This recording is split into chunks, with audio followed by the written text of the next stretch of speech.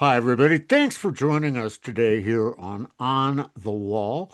We are incredibly busy with just trying to decipher all the information coming out of the Middle East, and it's not easy to keep up, which is why I am so thrilled that we have with us one of the foremost experts on everything Israel, and that's Derek Gilbert. Derek, thanks for joining us. Well, you're very gracious, Mike, but I don't know about the breaking news. It's very tough to keep up with right what's going on right now. But try to look at this through the lens of history, and we sadly are in the West often ignorant of history.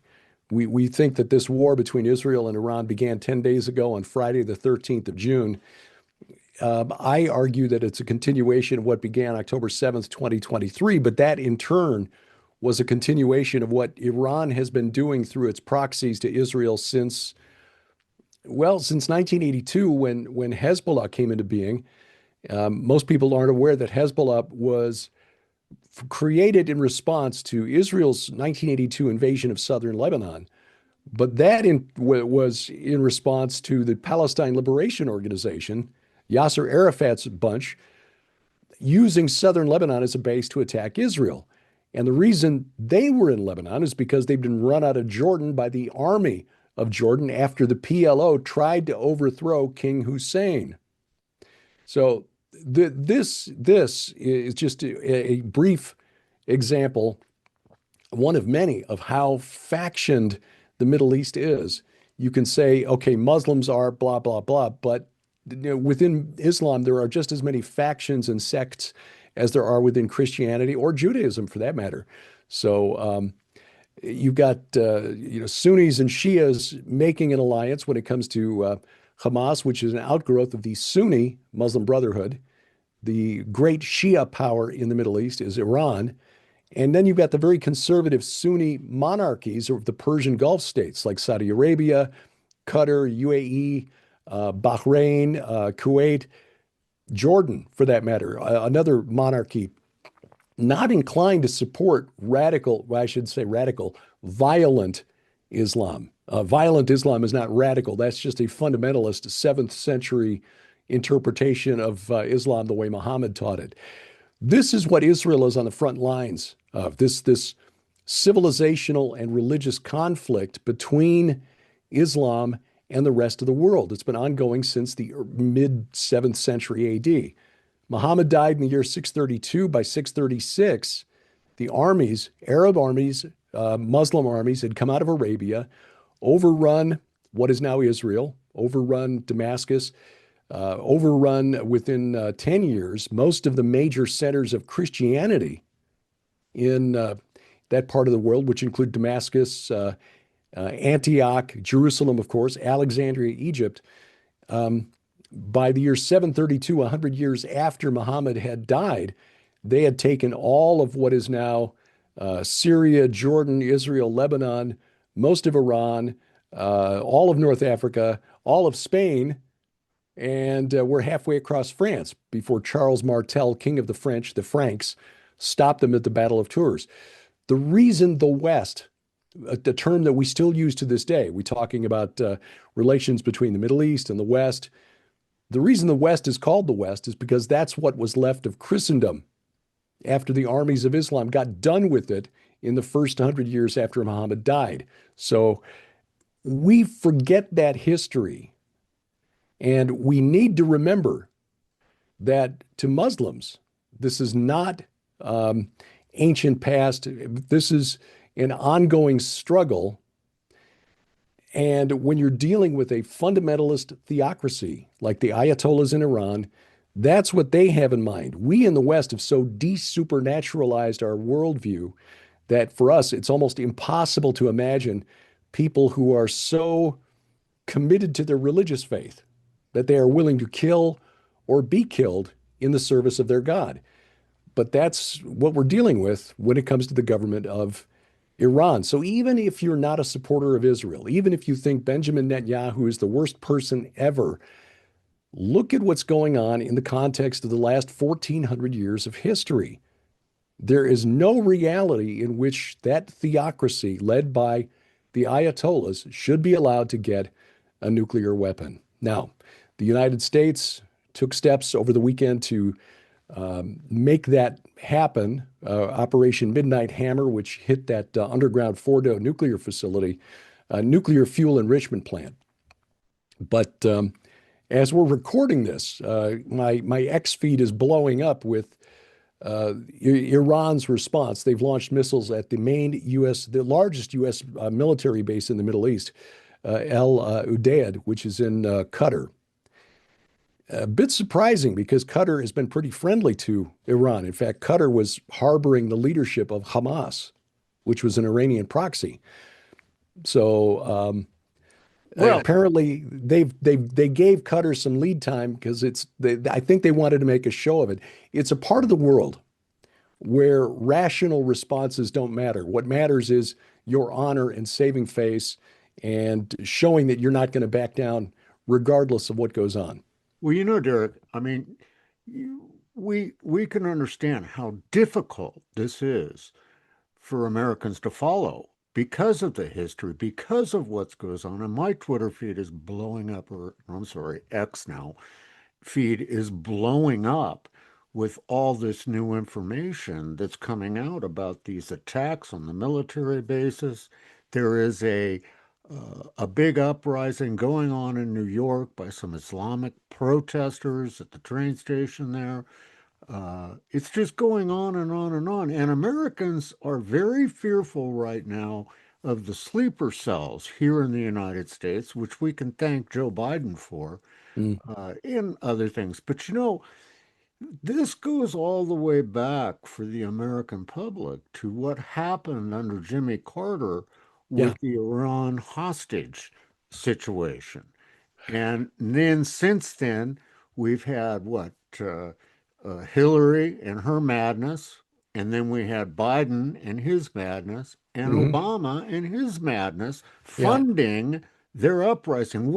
What do you think is where do we go from here with all of this? Well, that is the question.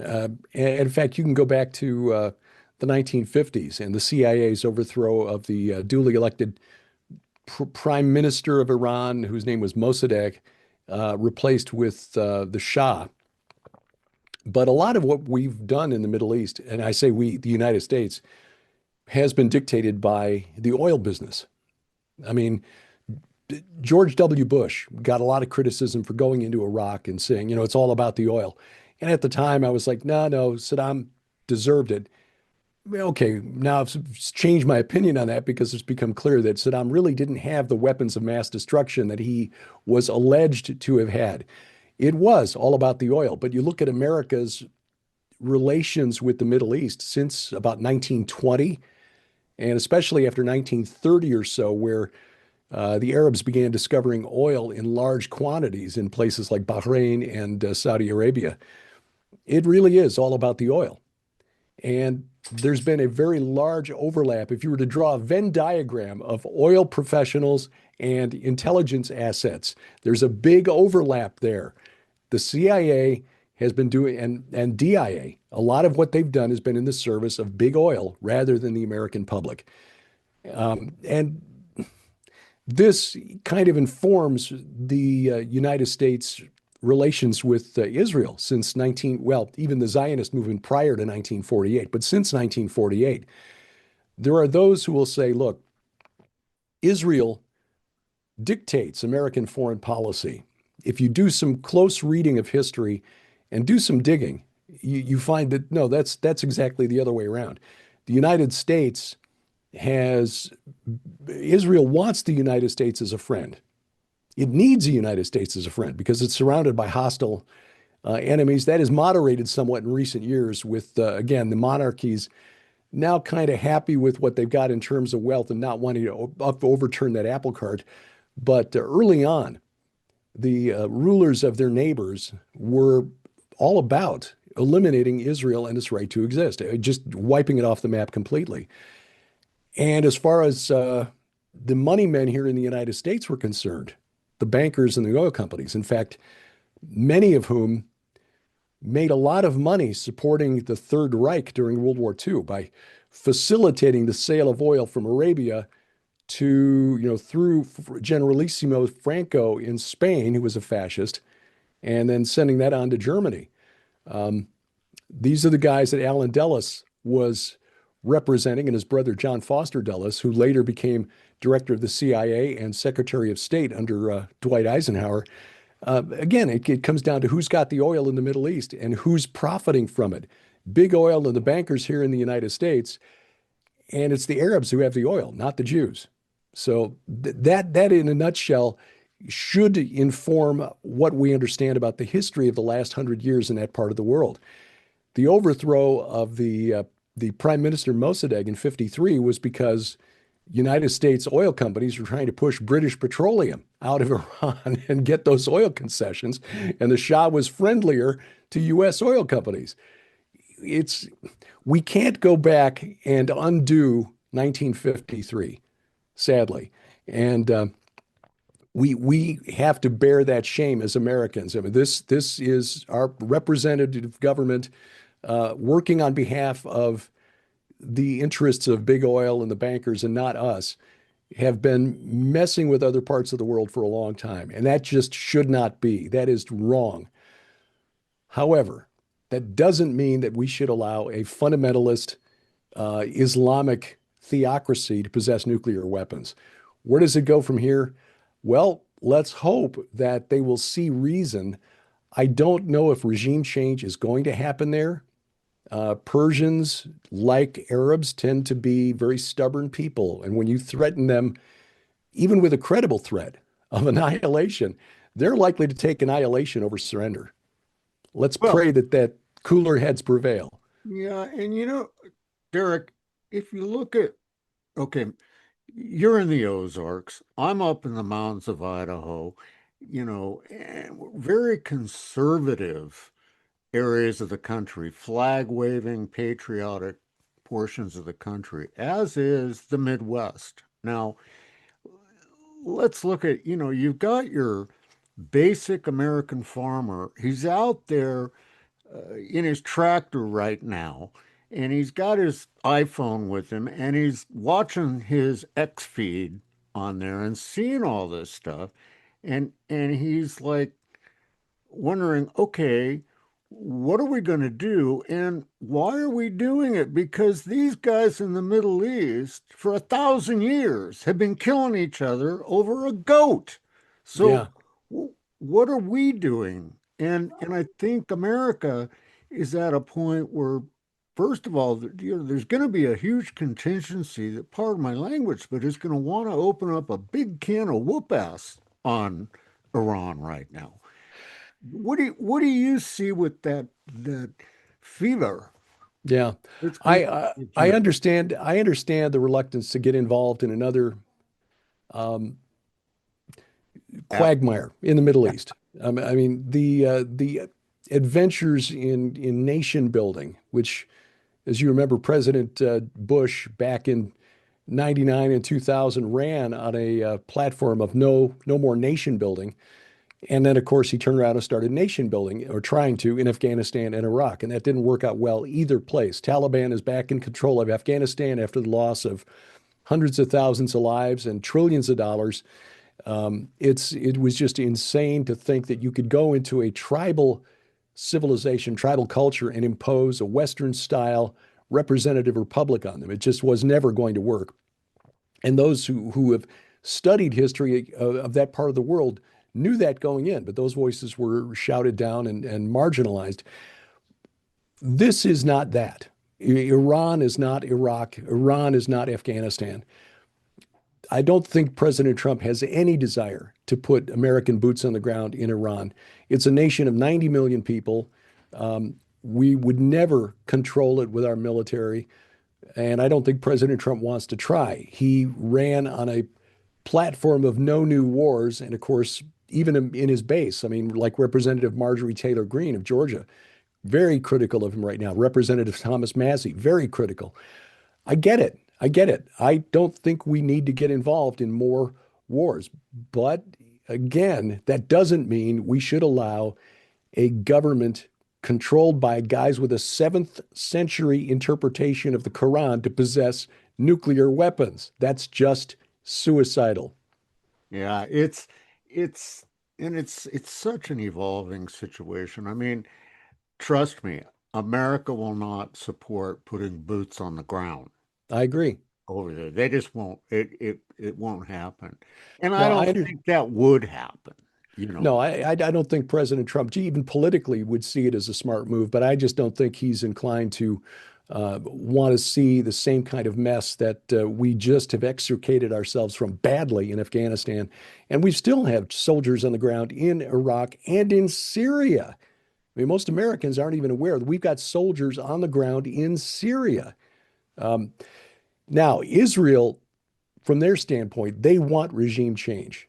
From their standpoint, they see getting rid of the Ayatollahs as cutting the head off the snake, because that's the mastermind, the main financial, military, technical support for the groups that attacked them on October 7th, Hamas and then Hezbollah.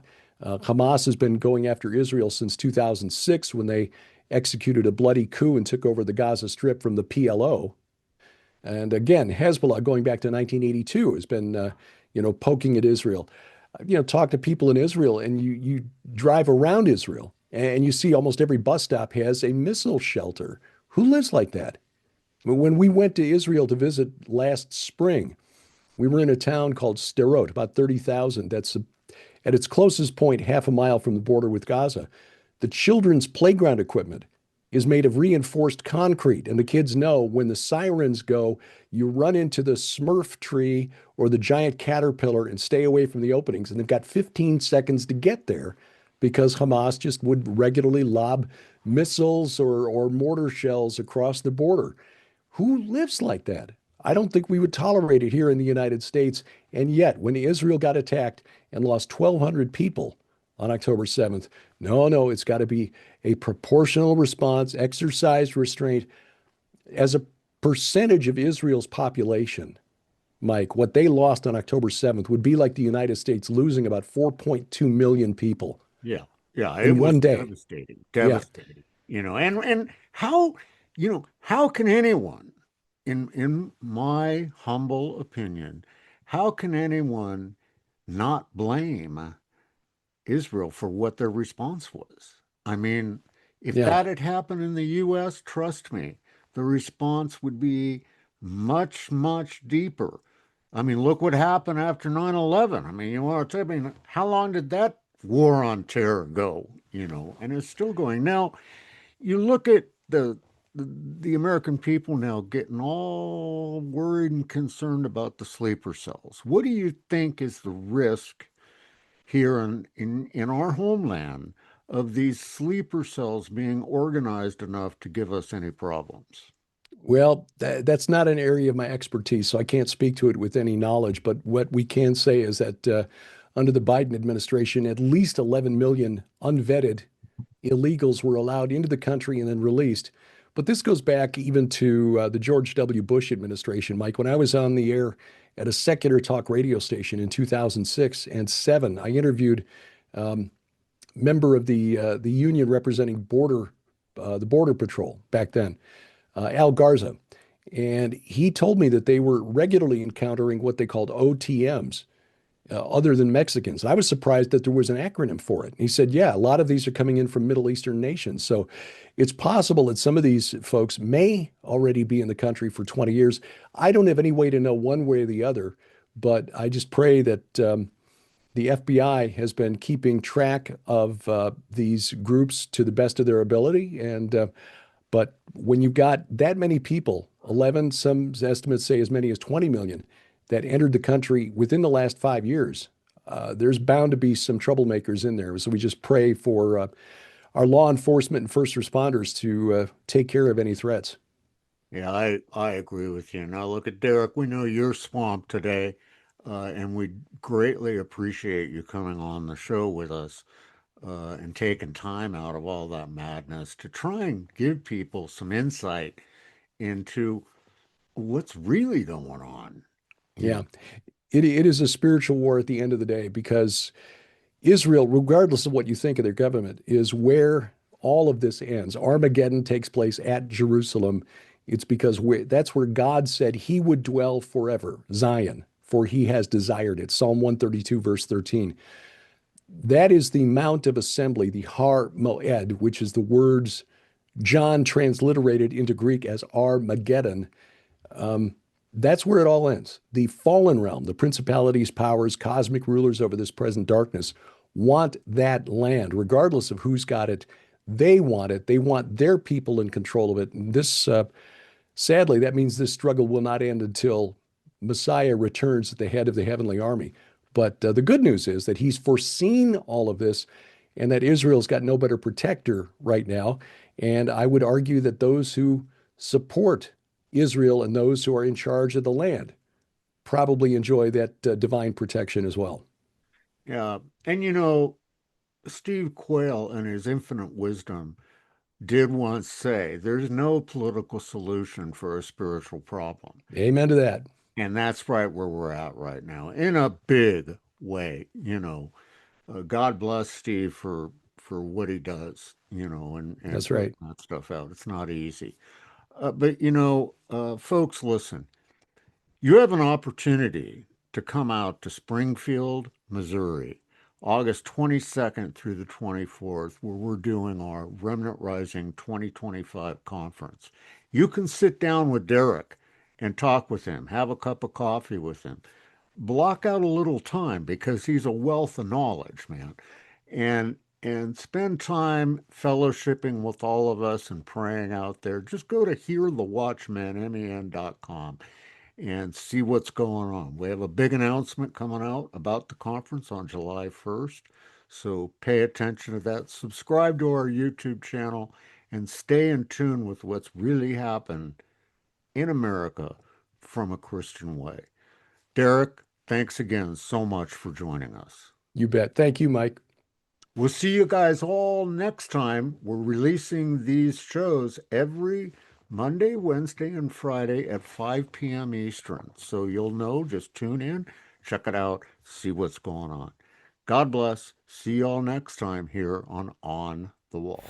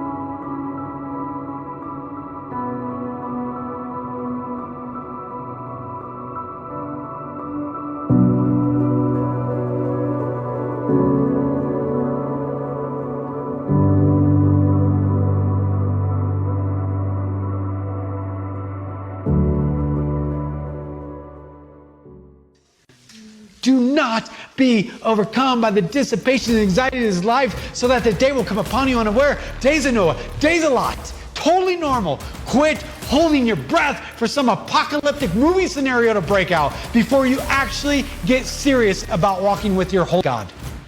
Friends, this is not just another event. This is a movement. The Remnant Rising is an opportunity to come and network and to hang out with and fellowship with like-minded believers that totally understand the prophetic days that we are living in. And